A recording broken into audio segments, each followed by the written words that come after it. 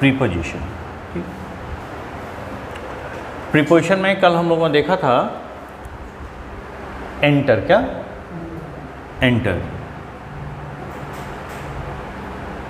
Generally enter के साथ लोग इनटू का यूज़ करते हैं, लेकिन एंटर वर्ड के साथ हम इनटू का यूज़ नहीं कर सकते, वो गलत है। लेकिन एंटर के साथ इनटू का यूज़ हो भी सकता है। एंटर इनटू, अगर किसने कहा कि एंटर इनटू आ डिस्कशन,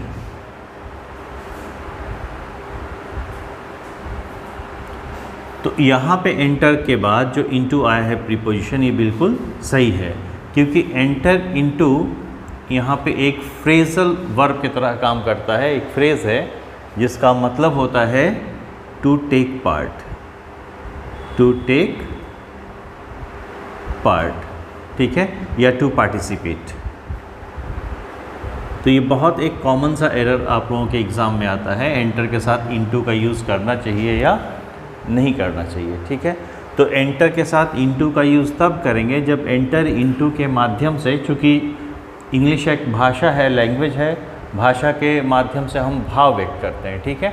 तो कहीं पे अगर पार्टिसिपेट करने का भाव देना हो, टेक पार्ट या सम्मिलित होने का भाव देना हो, तो एंटर के साथ इनटू चलेगा।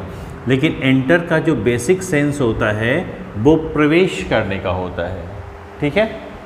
तो एंटर जब प्रवेश करने का भाव देगा, यानी कि प्रवेश करेंगे तो फिजिकल मूवमेंट होगा, तो एंटर जब फिजिकल मूवमेंट का सेंस देगा तब उसके साथ हम इनटू का यूज़ नहीं करेंगे। Any doubt? ठीक है, ओके, नेक्स्ट।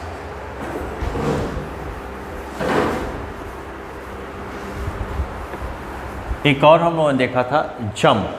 जनरली बच्चों को ऐसा लगता है कि जंप वर्ब के साथ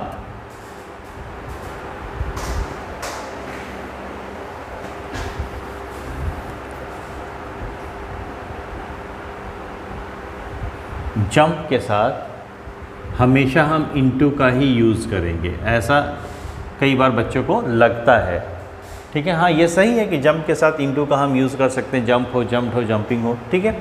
लेकिन जंप के साथ हम हमेशा ही इनटू का यूज़ करेंगे, या जंप के बाद प्रीपोजिशन सिर्फ इनटू ही आएगा, ऐसा नहीं है, ठीक है। जंप के साथ ओवर भी आ सकता है, जंप के साथ अपॉन भी आ सकता है, जंप के साथ एक्रॉस भी आ सकता है, ठीक है। और जंप के साथ एट भी आ सकता है। लेकिन जब आप जंप एट लिखते हैं तो जंप एट दोनों वर्ड मिल करके एक साथ ये एक फ्रेजल वर्ब का काम करता है, ठीक है, ओके, जिसका मतलब होता है किसी मौके को भुना लेना, ठीक है। जैसे अगर कहें कि जंप एट एन अपॉर्चुनिटी,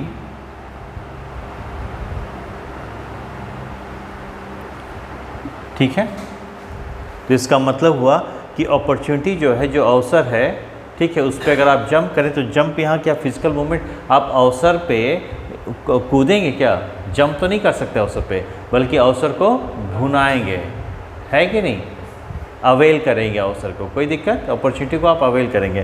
तो जंप एट जो है एक फ्रेजल वर्ब की तरह यूज़ होता है, जिसका मतलब होता है to avail some opportunity, take benefit of a situation, right, clear है।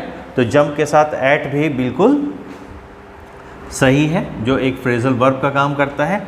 अब देखिए जंप का मतलब क्या होता है, कूदना, बात समझे कि नहीं। तो जब आप कूदेंगे तो दो तीन बातें हैं कि अगर जैसे मान लीजिए कि ये कोई ड्रम है, ठीक है, और हमने कहा कि इस ड्रम में बिल्ली कूदी, तो ड्रम एक इनक्लोज्ड एरिया है कि नहीं, एक बंद सी जगह है कि नहीं। तो अगर बिल्ली ड्रम के अंदर कूदी तो जब एनक्लोज्ड एरिया में कोई कूदेगा, कूद करके एनक्लोज्ड एरिया में जाएगा, तब हम जंप इनटू, तो यहाँ लिख सकते हैं jump into a drum, right. लेकिन अगर मान लीजिए कि हम कहें कि ये एक दीवार है, ठीक है, मान लीजिए एक दीवार है। ऑलराइट, अब दीवार मान लीजिए कि कोई मोहल्ले में चोर घुसा है, उसको मोहल्ले वालों ने दौड़ाया, ठीक। जब दौड़ाया तो क्या होगा, वो जो चोर है वो कूद करके दीवार के ऊपर बैठेगा या दीवार के पार कूदेगा? दीवार के पार कूदेगा, यानी इस पार आ जाएगा, ठीक है। तो जब किसी ऑब्स्टेकल के, किसी हर्डल, ठीक है, अवरोध के पार कूदेंगे, ठीक है, तो वहाँ पे क्या होगा, ओवर आएगा। तो कह सकते हैं the thief jumped over the wall. Any doubt? तो जंप ओवर अ वॉल, ठीक है। दूसरी चीज़, जंप अपॉन कब कहेंगे? जंप अपॉन, आप लोगों को कल पढ़ाया था कि ऑन से अपॉन बन गया, ऑन से। ऑन का यूज़ होता है ओपन सरफेस के लिए। तो मान लीजिए कि एक आपके पास टेबल है, ठीक है,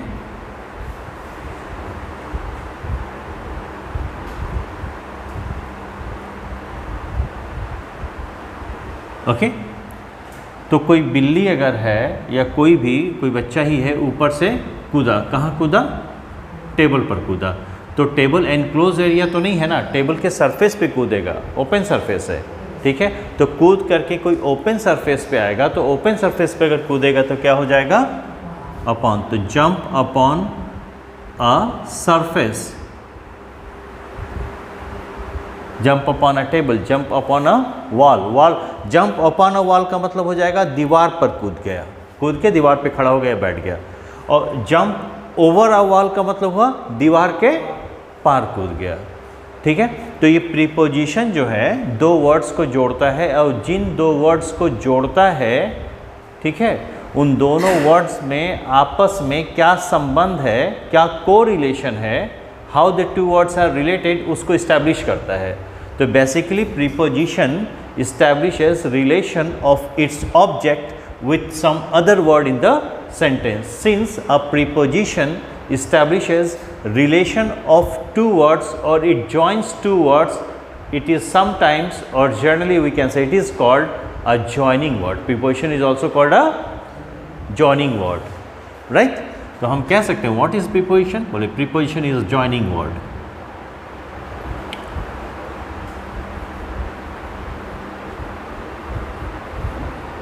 ऑलराइट, ठीक है। तो ये हमें देखना पड़ता है, ध्यान से देखिए कि किसी वर्ड के बाद हमें कौन सा प्रीपोजिशन लगाना है, ये डिपेंड करता है कि उन दोनों वर्ड्स के बीच में, जिन दो वर्ड्स के बीच में प्रीपोजिशन आया है, या यूँ कह लें कि प्रीपोजिशन जिन दो वर्ड्स का आपस में रिलेशन बना रहा है, तो वो किस तरह का रिलेशन बना रहा है, या हम कैसा रिलेशन बनाना चाहते हैं दो वर्ड्स के बीच में, उसके अकॉर्डिंग, उसका भाव देने वाला, उसके भाव के अनुसार हम यहाँ पे प्रीपोजिशन यूज़ करेंगे। Any doubt? ओके, अब देखिए जंप अक्रॉस, इस बात को समझिए। अगर हम कहें कि एक कुआं है, ठीक है, तो कुआं जो है, ये सरफेस है, ये मान लीजिए कि आपका सरफेस एरिया है, ये ज़मीन है पूरा, ज़मीन के अंदर ही कुआं होगा ना, बोलो भाई, ठीक है। अब पता चला कि यहाँ से एक कुत्ते ने दौड़ाया, किसको? बिल्ली को। तो बिल्ली तो भागेगी, जब वो भाग के जाए थी तो रास्ते में कुआं पड़ गया। तो कुआं तो दीवार के जैसा ऊंचा नहीं खड़ा होगा, ठीक है, और टेबल के जैसा इसके ऊपर कुछ ढकने वाली चीज़ भी नहीं होगी। तो बिल्ली क्या करेगी? कुएं में कूदेगी या कुएं के पार कूदेगी? तो कुएं के पार अगर किसी प्लेन सरफेस एरिया को पार करते हैं, प्लेन सरफेस एरिया को पार करते हैं, तो वहाँ पे क्या हो जाएगा? अक्रॉस। और वहीं कोई अवरोध है, खड़ी चीज़ है, ठीक है, हाँ, हाइट पे है, किसी हाइट वाली चीज़ को उस पार करेंगे, कूदेंगे, तो क्या हो जाएगा? ओवर। Any doubt? तो क्या हो जाएगा? The cat jump across the well, ठीक है। तो एक बात समझिए, जंप के साथ इनटू भी आ गया, जंप के साथ ओवर भी आ गया, जंप के साथ अपॉन भी आ गया, जंप के साथ अक्रॉस भी आ गया, और जंप के साथ एट भी आ गया। और आपका ये वाला इम्पॉर्टेंट है, ठीक है। क्यों इम्पॉर्टेंट है? क्योंकि ये फ्रेजल वर्ब की तरह यूज़ होता है। ऑलराइट, ठीक है, इसको नोट कर लीजिए।